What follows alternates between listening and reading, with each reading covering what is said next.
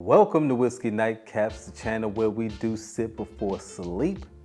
And I'm your boy, the biggest of homies, Jason Davis. And today we're talking about Noah's Mill. So be right back, because we'll be right back.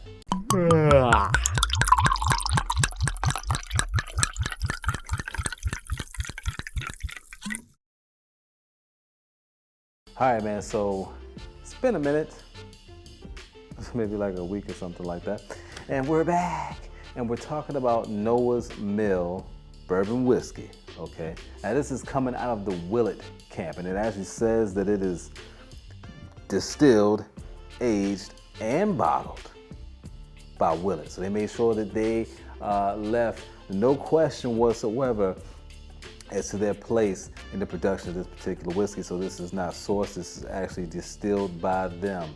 It is a NAS, non-age statement. So we don't know how young she is. We probably shouldn't take her home, okay?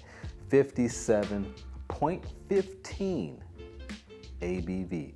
So not a cask strength or barrel proof bourbon, but 57.15 in my book, still hella respectable. I don't know, you let me know what you think. As I said, typically I'm around the 50 mark, so 57.15 definitely is above at least the minimum of where I need to be with a bourbon.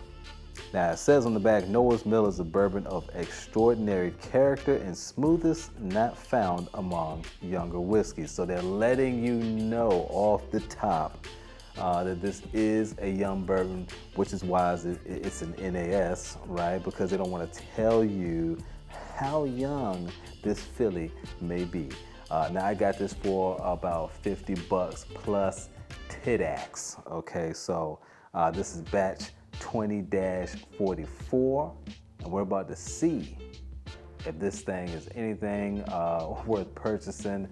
I know a lot of people don't like Willett. Even though I always say that when people say they don't like certain whiskeys, it's like, okay, well, if no one liked it, they would stop selling it, because if nobody's purchasing it and the company's not making money off of it, why would these things still be on the shelf? So obviously somebody likes Willett, but I do hear from a lot of loud voices in the whiskey community that they do not particularly like a lot of things that come out of that camp. Now, I have this ready. It has been sitting here quietly, patiently waiting, sitting crisscross applesauce, waiting for me to nose and sip and give my opinion. Actually, I had some other things to do, so this has probably been sitting here for about an hour now, but it had the cap on to retain all of the flavor in the aroma. And let's see what we have on the nose here.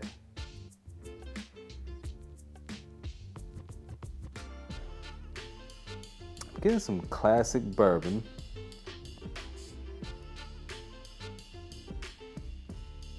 But also there's like a fruity note. Like a crisp apple.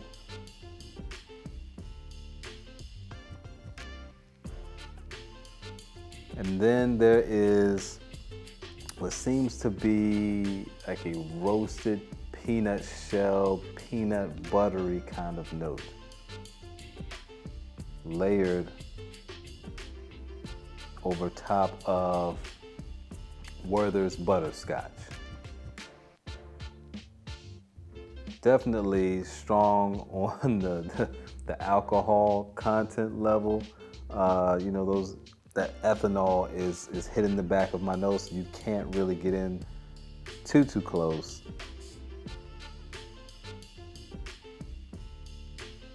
But the smell of it is pretty good. It is pretty good. You know, I mean, this is what you want to smell coming out of a glass of American bourbon. This is how you want it to be represented. All right, let's see how it translates to the palate.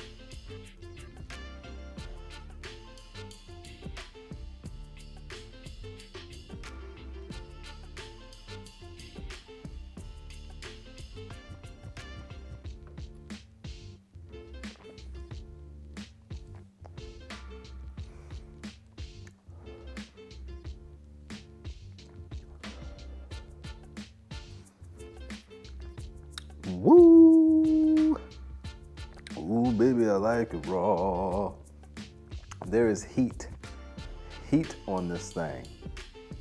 The devil is dancing around in my mouth. Now, up front, you get your baking spices, barrel char.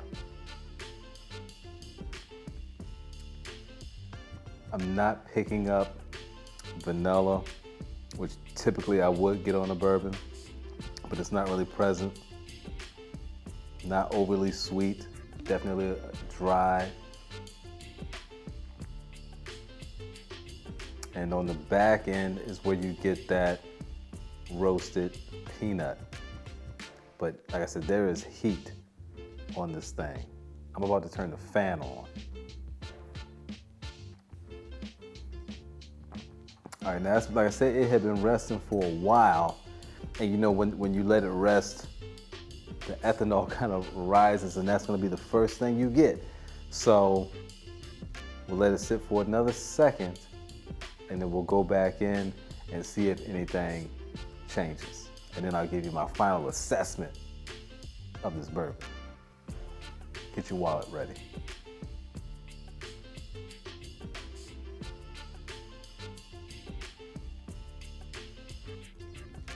All right, man, we're gonna go back in again. Good thing my father was a fireman, because, you know, I know how to stop, drop, and roll if necessary.